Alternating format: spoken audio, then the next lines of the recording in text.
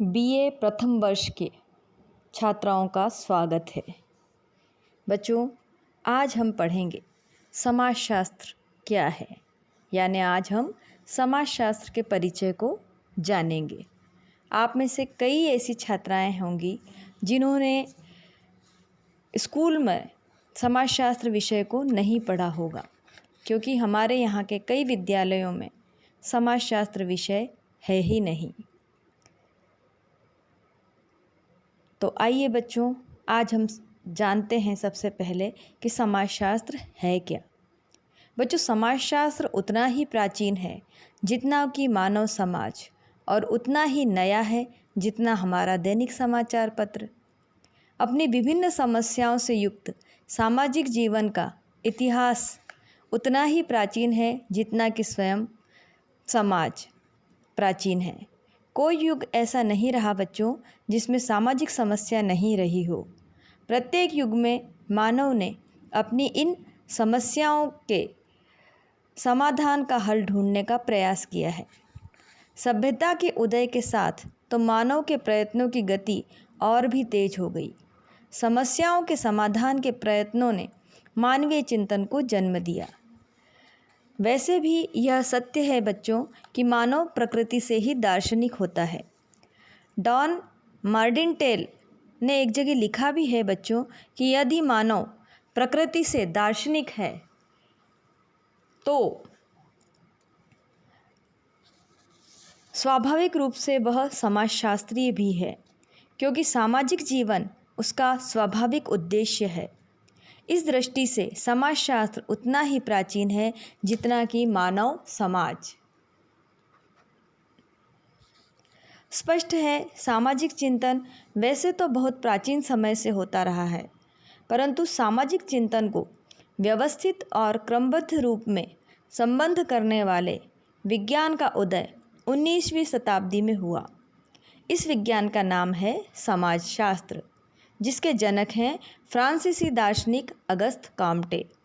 Comte ने सामाजिक चिंतन के इतिहास में प्रथम बार एक ऐसे विज्ञान की आवश्यकता महसूस की जो बिखरे हुए सामाजिक विचारों की कड़ियों को श्रृंखलाबद्ध कर सके और अव्यवस्थित रूप से किए जाने वाले सामाजिक चिंतन को व्यवस्थित स्वरूप तथा क्रमबद्धता प्रदान कर सके। काम्टे ने स्वयं अपने चिंतन द्वारा सामाजिक घटनाओं के अध्ययन क्षेत्र में वैज्ञानिकता की आवश्यकता पर बल दिया तथा ऐसी क्रमबद्धता प्रस्तुत की जिससे मानव की विभिन्न अंतरक्रियाओं के सामाजिक पहलुओं का सामाजिक दृष्टिकोण से अध्ययन करने वाले एक विज्ञान की सुदृढ़ नींव पड़े। अपने विचारों के पुनर्वर्गीकरण के चिंतन में उनके क्रांतिकारी जो अनुभव थे, उनसे 1839 में समाजशास्त्र का जन्म हुआ। यानी समाजशास्त्र की स्थापना 1839 में हुई।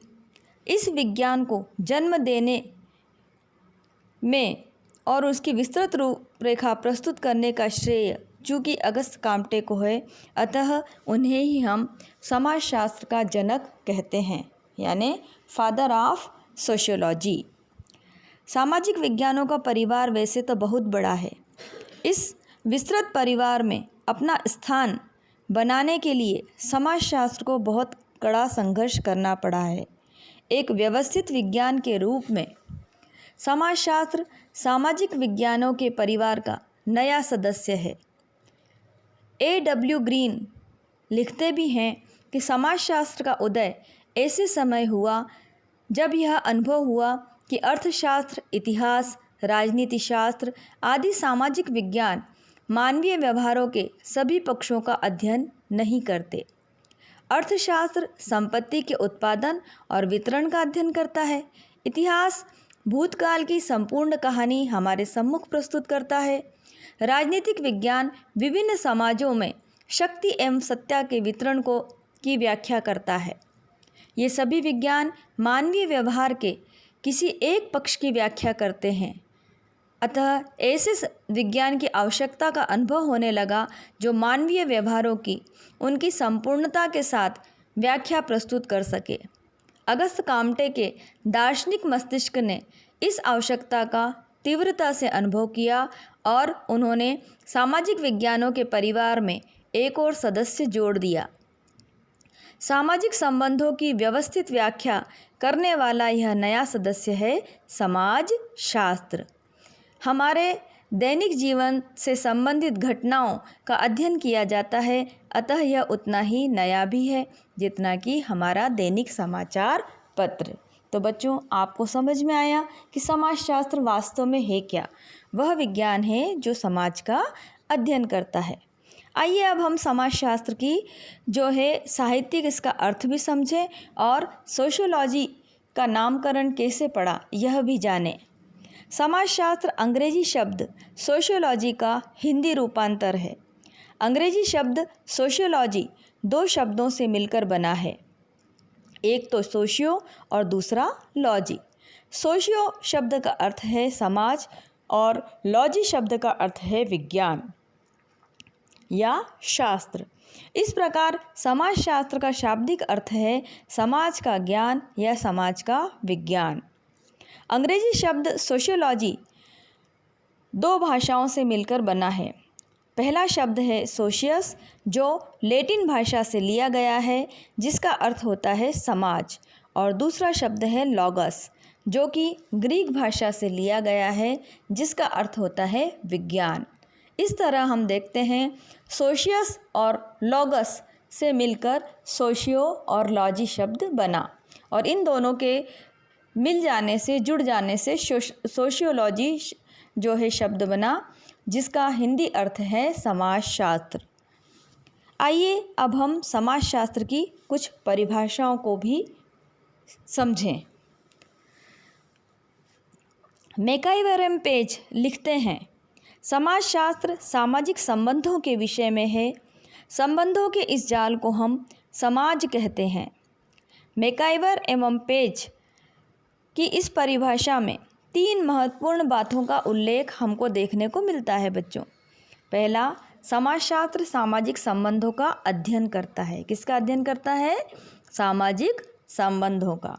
दूसरा, संबंध जो है एक जाल का निर्माण करते हैं, एक जाल का अस्तित्व बनाते हैं। कैसे? जैसे अ का संबंध ब से है, स से है, द से है, द का संबंध स से भी है, ब से भी है। हम भी हमारे दैनिक जीवन में देखते हैं ना, हमारे काका के, चाचा के, पापा का, दोस्त के, बहन की लड़की, इस तरह से जो हम वर्णन करते हैं वो वास्तव में एक जाल का ही निर्माण करते हैं ये संबंध। तो दूसरा जो है, ये संबंध एक जाल के समान अस्तित्व में होते हैं। और तीसरी जो बात मैकाइवर पेज की परिभाषा में हमको समझ में आती है वो है सामाजिक संबंधों का यह जाल व्यवस्था समाज कहलाता है और समाजशास्त्र इसी समाज का अध्ययन करता है। तो मैकाइवर पेज के इस परिभाषा के बाद जो दूसरी परिभाषा हम देखते हैं वो है गिलिन एवं गिलिन की। गिलिन एवं गिलिन लिखते हैं कि समाजशास्त्र उन अंतःक्रियाओं का अध्ययन है जो जीवित प्राणियों के संबंधों में उत्पन्न होती है। किसके संबंध में बच्चों? यहाँ जो है मुख्य ध्यान देने वाली बात है जीवित प्राणियों के संबंध में उत्पन्न अंतःक्रियाएं। गिलिन एवं गिलिन की इस परिभाषा से दो महत्वपूर्ण बातों का प्रकाश देखने को मिलता है। प्रथम तो यह कि समाजशास्त्र का संबंध मानव की अंतःक्रियाओं से है, और द्वितीय यह है कि ये अंतःक्रियाएं मनुष्यों के पारस्परिक संबंधों के जीवन से उत्पन्न होती हैं। पारस्परिक संबंधों के जीवन से अर्थ है समूह का जीवन, सामाजिक जीवन। मनुष्य समूहों में रहता है।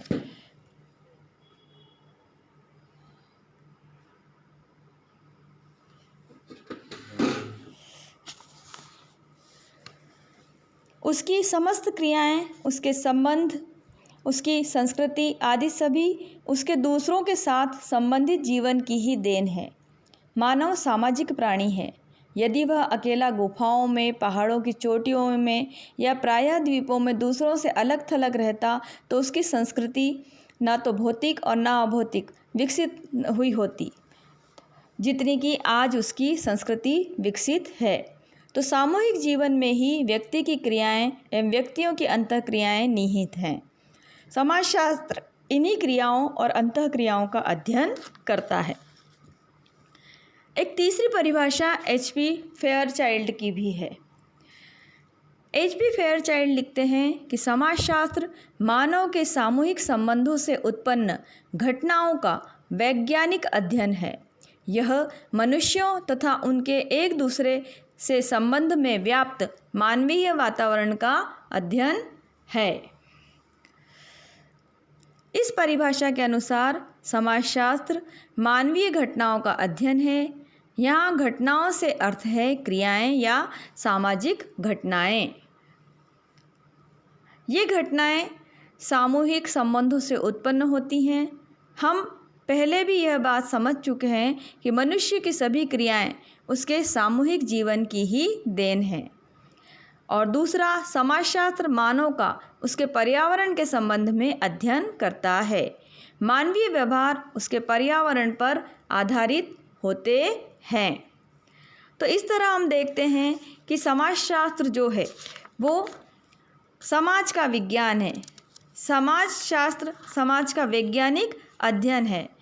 और इन परिभाषाओं से जो मुख्य बात हमको देखने में आती है वो है कि समाजशास्त्र समाज का, सामाजिक समूहों का, सामाजिक संबंधों का, सामाजिक क्रियाओं का व सामाजिक संस्थाओं का वैज्ञानिक अध्ययन है।